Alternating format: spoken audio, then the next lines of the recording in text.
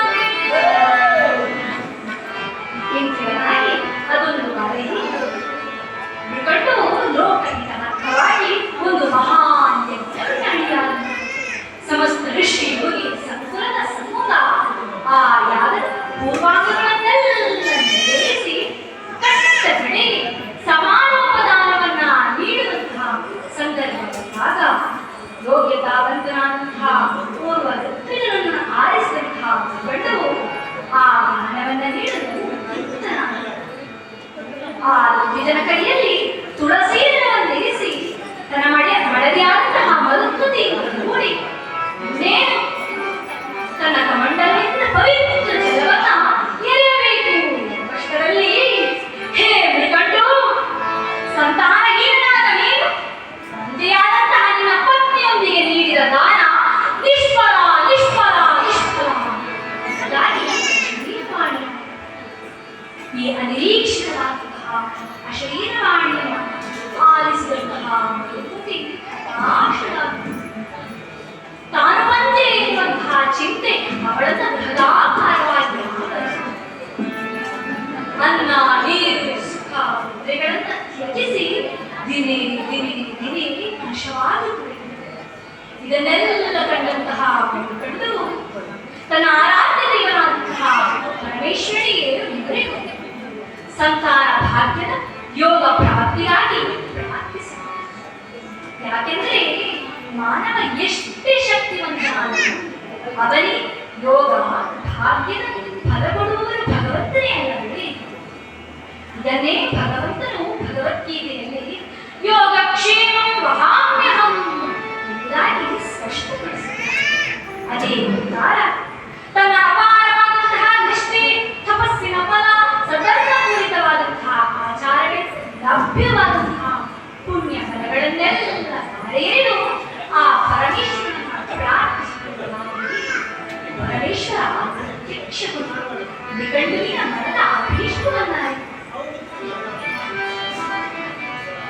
ಹೇ ಗಂಡು, ನಿನ್ನ ಮನಸ್ಸನ್ನು ನಾನು ಹೇಳು, ನಿನಗೆ ಇಂತಹ ಸಂತಾನ ಭಾಗ್ಯಗಳು, ದುಷ್ಟರು ಲೋಕಕಂಟಕರು ಆಗಿರುವಂತಹ ನೂರಾರು ಮಕ್ಕಳು ಬೇಕು, ಅಥವಾ ಸಜ್ಜನರು ದೈವ ಭಕ್ತರು ಸಚ್ಚರಿತವಾಗಿರುವಂತಹ ಒಬ್ಬನೇ ಒಬ್ಬ ಮಗ, ಅಂದರೆ ಅವನು 16 ವರ್ಷ ಆಯಸ್ಸಿರುವವನಾಗಿದ್ದಾನೆ, ಆ ಮಗು ಸಾಕು ಎಂಬುದಾಗಿ ಕೇಳಿದಾಗ ಗಂಡವು ಹೇ ಈಶ್ವರ, ನಿನ್ನ ಪ್ರೀತಿಯ ಮಾಡದಿರುವ ಲೋಕಕಂಟಕರೆಂದೆನಿಸುವ ಮೂರು ಮಕ್ಕಳು ನನಗೆ ಬೆಳೆಯುವ ಹರನಿ ಕೇಳು. ನಿನ್ನ ಪ್ರೀತಿಯ ಮಾಡದಿರುವ ಲೋಕಕಂಟಕರೆಂದೆನಿಸುವ ಮೂರು ಮಕ್ಕಳು ನನಗೆ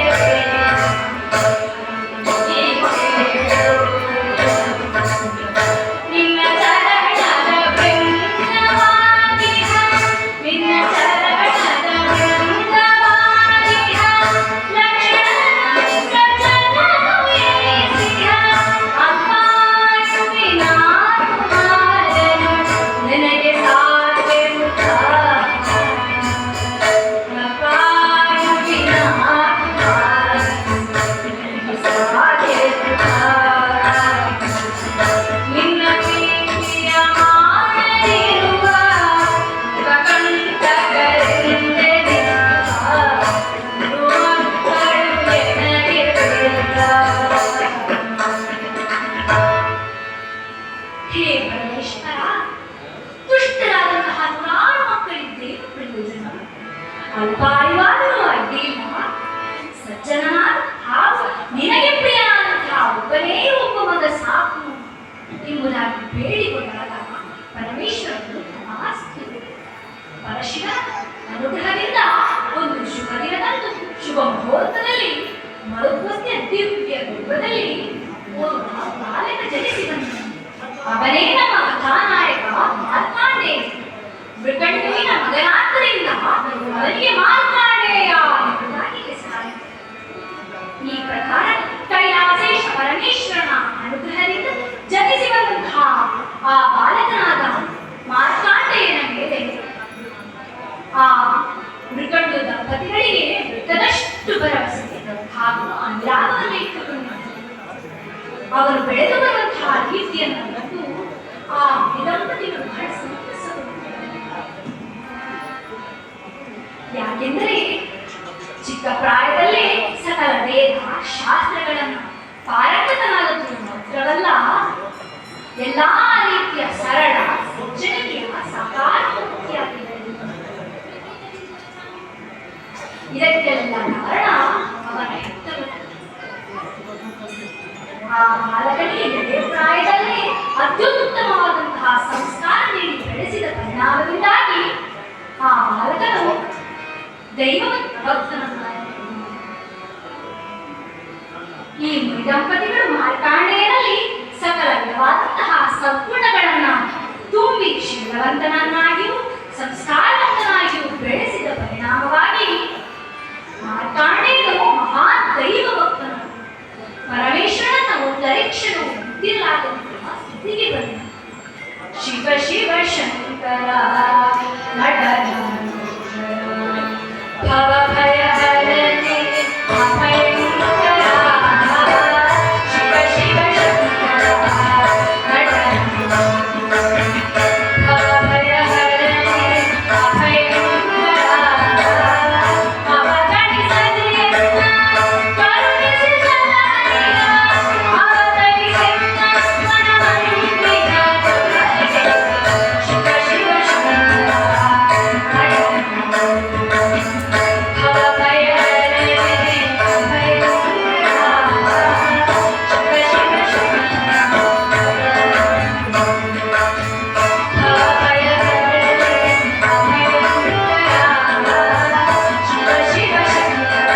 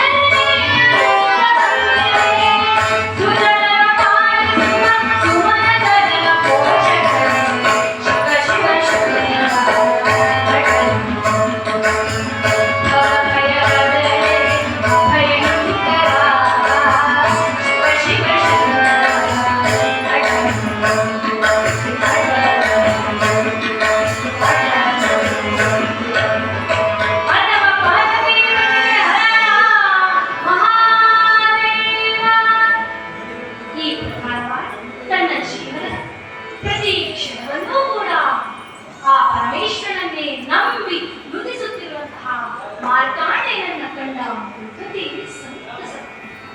ಆದರೆ ನನ್ನ ಮಗ ಅಲ್ಪಾಯುಷಿ ಎಂಬ ಸತ್ಯವನ್ನು ಕಲ್ಪಿಸಿಕೊಂಡಾಗಲೆಲ್ಲ ಪ್ರಕೃತಿಯು ಆತಂಕಗೊಂಡು ಪ್ರಾಣಕ್ಕಿಂತಲೂ ಹೆಚ್ಚಾಗಿ ಪ್ರೀತಿಸಿರುವಂತಹ ತನ್ನ ಮಗನನ್ನು ಅದರಲ್ಲಿ ಬಾಳಬೇಕಲ್ಲ ಎಂಬುದಾಗಿ ಮನಸ್ಸಿನಲ್ಲಿ ಯೋಚಿಸಿದಾಗ ಮರಕೃತಿಯು ನಿದ್ರೆಯಲ್ಲೂ ಬೆಚ್ಚಿ ಬೀಳುತ್ತದೆ.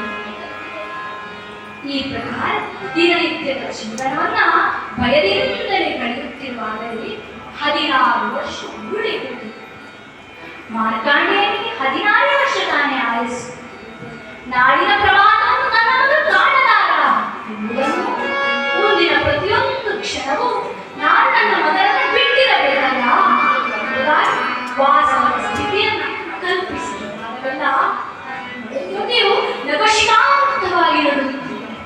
ಕಟ್ಟೆಯೊಡೆದ ಕಡಲೋಪಾದಿ ಕಣ್ಣೀರು ಅವಳ ಕಪೋಲವನ್ನು ಸಿಂಚಿಸಿ ನಾವೇದ ಕಣ್ಣೀರ ಕಡಲಾಗಿದರೆ ತಿಳಿಯೇ ಹೋದು. ಚಂದ್ರಚೂಡ ಶಂಕರ ಗಂಗಾಧರ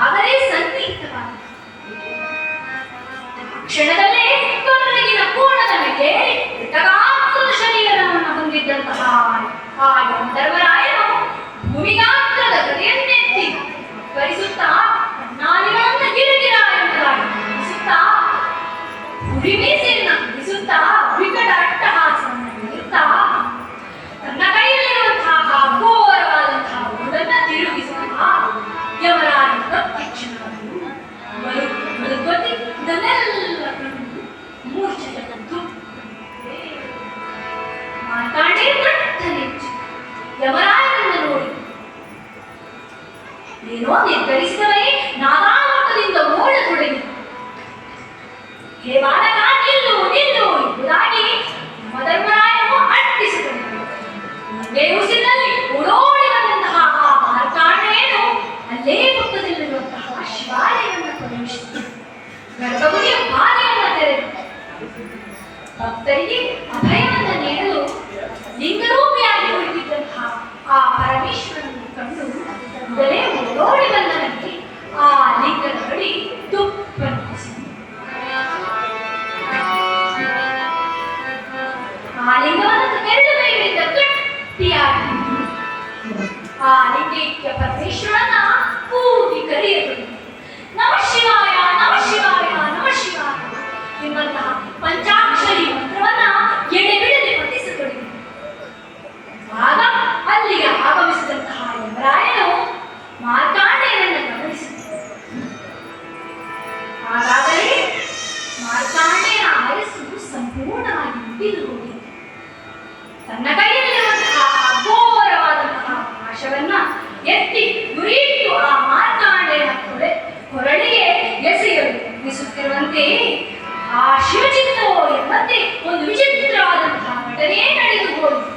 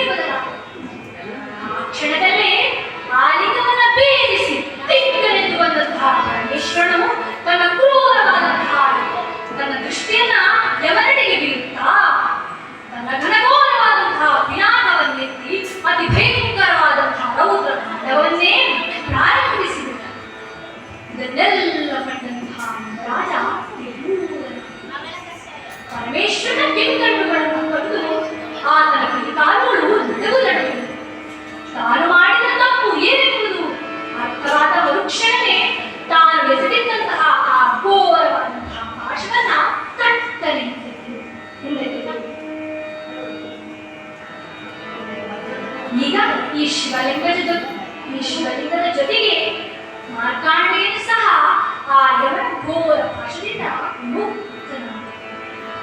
ಪರಮೇಶ್ವರ ಶಾಂತನಾದ. ಹೇ ಧರ್ಮರಾಯ, ಈ ಬಾಲಕ ನನ್ನ ಭಕ್ತ, ಅನವರತವು ನನ್ನನ್ನೇ ಧರಿಸಿದ ಕಾರಣದಿಂದಾಗಿ ಅವನಿಗೆ ಈ ಮೃತ್ಯುಂಜಯನ ಶ್ರೀರಕ್ಷೆ ಇದ್ದೇ ಇದೆ.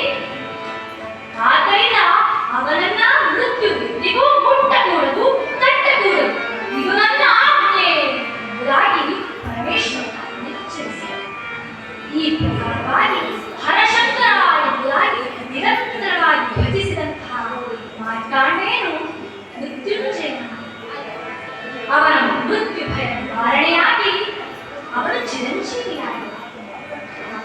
ಇದಕ್ಕೆಲ್ಲ ಕಾರಣ ಆ ಬಾಲಕ ಅತಿ ಚಿಕ್ಕ ಪ್ರಾಯದಲ್ಲೇ ಶಿವನನ್ನೇ ಧ್ಯಾನಿಸಿದ ಕಾರಣದಿಂದಾಗಿ ಎಲ್ಲವೂ ಸಾಧ್ಯ.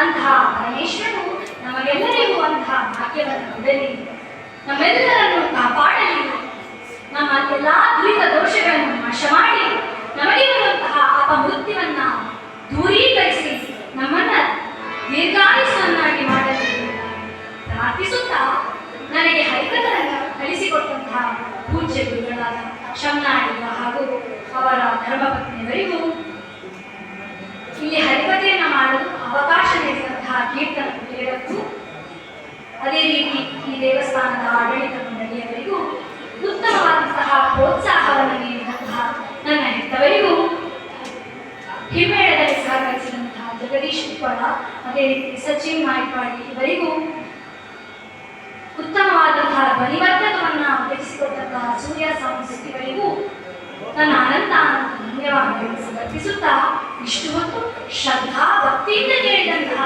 ನಿಮಗೆಲ್ಲರಿಗೂ ಹರಿಕಥಾಭಿಮಾನಿಗಳಿಗೂ ಅನಂತ ಧನ್ಯವಾದಗಳನ್ನು ಸಮರ್ಪಿಸುತ್ತಾ ಕಥೆಗೆ ಮಂಗಳವನ್ನು ಹಾಡಲು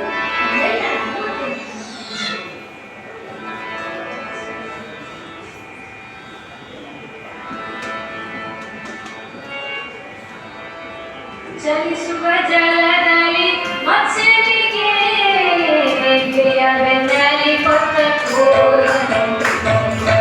ಚಲಿಸುವ ಜಲದಲ್ಲಿ